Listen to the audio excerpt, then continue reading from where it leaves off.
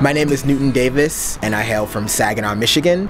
I am a Williams class of 2012, History and Arabic Studies double major with a certificate in Spanish. Well, I grew up in Homer, Alaska, which is like a small community in coastal South Central Alaska. I went to the public high school there. My dad is a commercial salmon fisherman. I grew up like around the boat. I didn't start crewing for him until I was 15. Spring of my sophomore year, I took Art History 102, which is the introductory course. I just fell in love with that class. I found the kind of abstract ideas that I loved grappling with in philosophy or political theory were sort of still there in art. I had never heard of Williams before they started sending me mail. So I was really interested. I was like, okay, this place seems really cool. I think I could like a place like this. When I was a little girl, I think I was, around like 2 or 5 or somewhere in there, and my dad said, sweetie, one day you'll go off to college and it's gonna be great. And I started to cry. He goes, oh, it's okay, like, don't cry. I'll take you there, and that way, if you don't like it, you'll know the way and you can walk home, and I'll even take you there on a motorcycle. So this was kind of the running joke as I was growing up that, oh, haha, we're going to school on a motorcycle. My junior year, I remember, bringing it up and was like, so Dad, like, we're going to school on a motorcycle, ha ha ha. He was like, well, yeah. Oh, okay, cool. We loaded up in Homer, Alaska, and 6,500 miles, and 3 weeks later we arrived in Williamstown. And I walked into my freshman entry with leather chaps on, and no one seemed to notice. It was totally anticlimactic.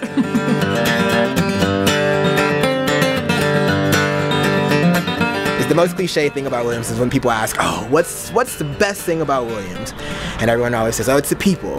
And then you get the kind of like look like, oh, that like anyone can say that it's the people. It's sort of this nebulous thing, community, what is that? But it's really clear to me, for instance, when I go home for a break, you're just dying to come back to Williams. You're just ready to see all these people again, these familiar faces, these people who constitute the life of this place. Williams was really the first place that I found great friends. Even now, I'm still, meeting people. I still have friend crushes that I'm like tracking down, trying to like get in those last conversations before we graduate. And I think that's why it's hard for us to articulate what it is, and that's why we say people.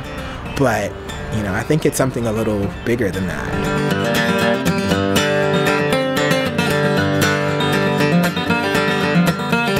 What I fundamentally will remember most is the character of the people here. And when you get to the upper level, everyone like sheds this kind of layer of they know what they're doing, and they're just like, okay guys, like what's going on? Like, let's all work through this together. People really like working with each other here. Talk things out with each other, sort of quiz each other, sort of walk each other through the material in a very interactive and collaborative way. There's a way that our backstories and the way that we all have ended up here together in this place and time, sharing ideas and being forced to live and deal with ourselves in these mountains, makes for something very special. Everyone has their own sort of personal drives and passions, but it's a very diverse sort of spectrum.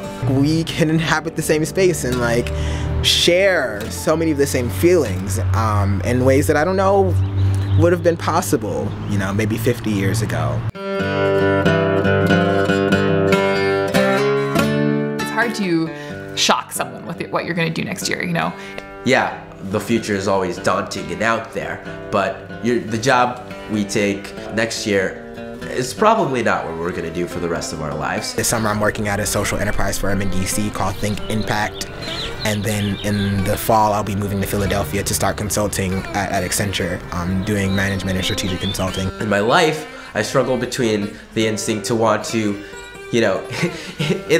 join the line of Williams art directors and run an institution that can reach millions of people like the Metropolitan Museum of Art does every day, versus the other lesson that I've taken from here, which is the power of one really good teacher to affect someone's life. Next year, I'm doing Teach for America in Charlotte, North Carolina. I'm teaching middle school English. So I won the Watson Fellowship.